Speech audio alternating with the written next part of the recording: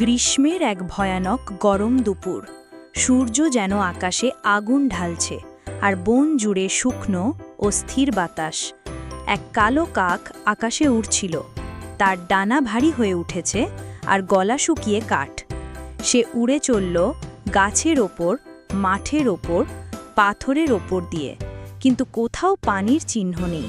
না কোনো পুকুর, না কোনো জলাশয়, এমনকি পাতার ওপর এক ফোঁটা শিশিরও না। ঠিক তখনই একটা গাছের নিচে কিছু একটা রোদে ঝলমল করতে দেখে সে নিচে নেমে এলো।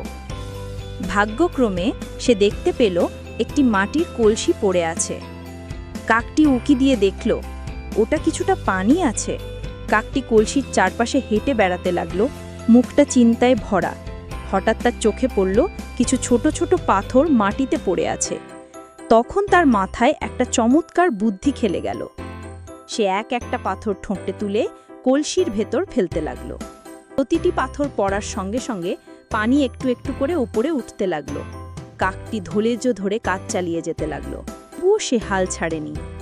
অবশেষে অনেক পাথর ফেলার পর পানি কলসির মুখের কাছাকাছি চলে এলো। কাকটি আনন্দে ঠোঁট বাড়িয়ে ঠান্ডা পানি খেল। আহ, অনেক ভালো লাগছে, সে শান্তির নিঃশ্বাস ফেলল। বুদ্ধিমান কাকটির ডানা মেলে খুশিতে আকাশে উড়ে গেল। গল্পের শিক্ষা: সমস্যা আসলে হাল ছাড়বে না, ধৈর্য ধরো, মাথা খাটাও, সমাধান নিজেই খুঁজে পাবে।